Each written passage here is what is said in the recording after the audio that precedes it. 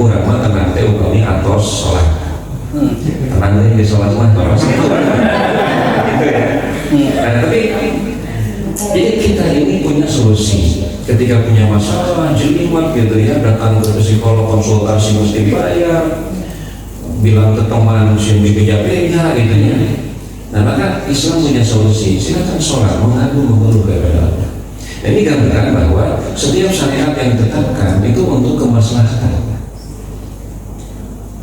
Nah bahkan hadirin hadirat itu ada pimpinan pesantren, ustadz, kiai, tapi asli ya, asli banyak orang datang konsultasi kan. Tapi memberi jawabannya benar, tidak ada unsur-unsur mistik ada kan. Jadi beliau itu benar-benar ustadz, bukan uskun, bukan ustadz dukun gitu kan, sekarang ustadz dukun gitu. Ya, ini mungkin bapak-bapak mengalami itu nanti bisa solusi dari kiai ini diamalkan gitu ya. Ada seorang bapak-bapak datang ke ustadz itu, ustadz, saya ini sudah mungkin 1,5 tahun menderita ini eksim kelima. Diperlihatkan di kakinya ini. Saya sudah ke dokter ini, dokter kulit gitu ya. Kodarullah belum juga sembuh. Sampai saya mencoba obat kampung, belum kadal itu kan. Obat eksim memang belum kadal. Itu dah mamai sebenarnya. Manawi Ustaz ada solusi seperti apa? Ternyata jawabannya pendek, gerak kawin beli. Gerak kawin beli itu benar-benar. Ternyata memang si orang ini yang menderita penyakit eksim ini sudah ditinggal mati oleh istrinya kurang lebih 3 tahun. Nah setelah istrinya meninggal 1,5 tahun, dia mencari pendamping baru dan sudah dapat calon. Bicara sama anak-anaknya itu. Jadi bapak mau nikah lagi gitu ya, hari yang budak maraga pemilu gitu teh kan, kalau dengan istri mah gitu ya. Semua anaknya tidak setuju kan. Ayo bapak tuh karunya kasih mama enak gitu. Ya bilang bukan begitu. Akhirnya menderita eksim. Nah kemudian si bapak ini mengamalkan anjuran dari kiai ini, nikah lagi sembuh. Saya tanya dokter kulit itu, dok sejauh mana hubungan penyakit kulit dengan faktor psikis? Sangat erat, sangat erat. Ketika tingkat stres tinggi itu pemuda mah jerawatan gitu ya, itu selain kasus peristiwa hormonal itu juga karena banyak beban pikiran. Anak saya aja kalau menjelang ujian, malah itu jawab. Selain begadang gitu ya, faktor jerawat itu juga faktor stres. Nah jadi bapak-bapak kalau tanya eksim itu soal solusinya itu tadi.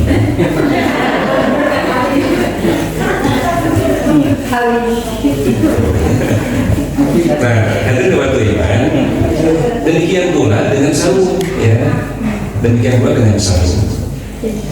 Nabi Sallallahu Alaihi Wasallam itu digambarkan ketika bulan Ramadan tiba itu seperti ibu-ibu zaman baheula hari Sabtu gitu ya, malam Minggu itu tsunami luar biasa ya, tsunami di jam 2 mereka itu ngapain. Nah seperti itulah gambaran sunahnya Nabi ketika Ramadan akan tiba. Makanya kata Aisyah, tidak ada bulan yang paling banyak hari-hari yang disaumi oleh Nabi kecuali bulan Sya'ban, bulan ke-8. Ramadan kan bulan ke-9, hampir semua harinya. Bahkan dalam satu versi hadis disebutkan semua harinya disaumi. Walaupun nanti dikompromikan karena tidak ada yang semua hari-hari disaumi kecuali Ramadan kan. Artinya semua hari bulan Sya'ban disaumi, maksudnya hampir semua.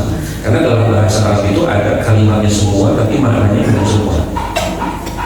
Sama sebenarnya dalam bahasa kita juga sebenarnya sama. Kita sering-sering mengucapkan semua padahal maksudnya bukan semua Pak.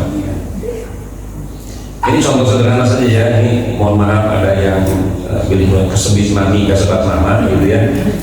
Misalnya ada orang pinjam uang ke kita, Pak beri nambun 200.000, insya Allah semingguan dibelikan.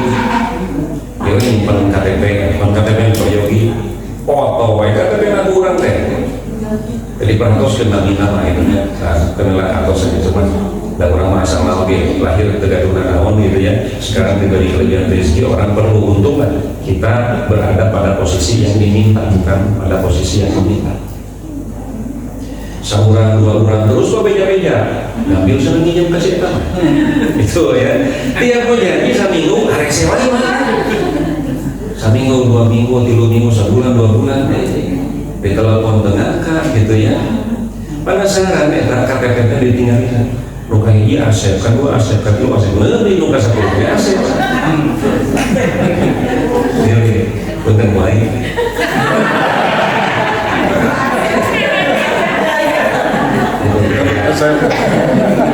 Ketika keluar ucapan pokoknya mengarana asep kami oke hesek menyerupak kan kecapannya mengarana asep kami oke apa semuanya Pak banyak asep-asep yang baik gitu ya. Itu contoh sederhana saja bahwa mengungkapkan semua itu kadang-kadang maknanya tidak semua. Nah jadi Nabi itu di bulan Syaban itu hampir semua harinya bisa. Ini dalam rangka mempersiapkan, makanya ketika tiba itu Nabi itu biasa aja mobile gitu ya. Jadi sehat, jaga, kegiatan normal aja Pak. Nah orang kan Ramadan kayak gitu goler bilang yo berpuasa mah sarena oke jadi pahala dan dia tetap belum kenapa dan dia kedua. Nah kenapa kita ini mengidentikan Ramadan dengan bulan bermalas-malasan ya.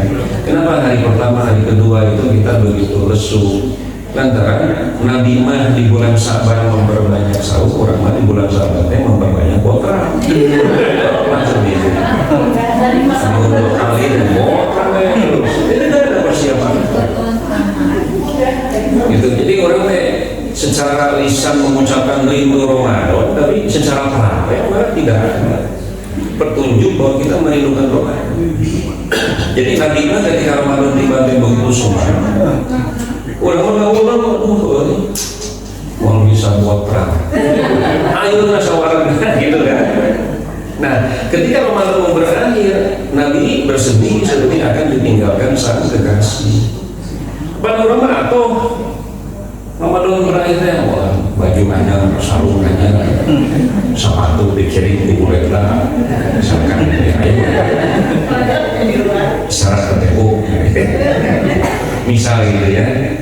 Orang atau ternyata 180 derajat berbalik. Nah ini yang perlu kita kaji, kita pelajari kenapa Nabi itu senang gitu ya dan betah berada di bulan Ramadan ini. Nah selama ini kita menganggap Ramadan itu sebagai bulan apapun gitu ya, pekerjaan aja Pak coba. Ketika kita mencintai pekerjaan betapa, tapi ketika kita menganggap pekerjaan sebagai beban capek. Kayak anak-anak gitu, anak-anak kan dunia main dari pagi hari sampai sore sampai main terus anak-anak. Kita kan khawatir dengan kesehatannya kalau kita minta anak kita tuh makan dulu siangnya, makan dulu tidak nyaman disuruh makan si emak mah minta udah baik tukang-tukang kulit karena anak-anak itu menganggap bahwa makan itu beban. Capek ketika makan dianggap sebagai beban. Nah kita sudah dewasa, sudah tahu memposisikan makan itu sebagai kebutuhan.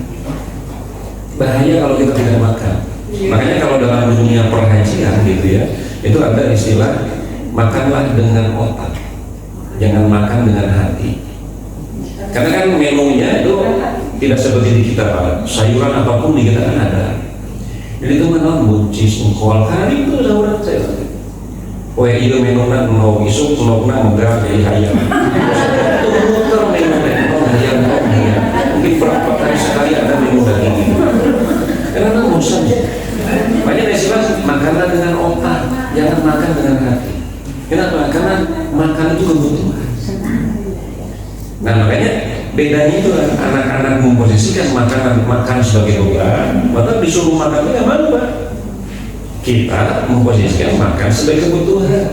Jadi budak mahalin di orang tua, orang mah,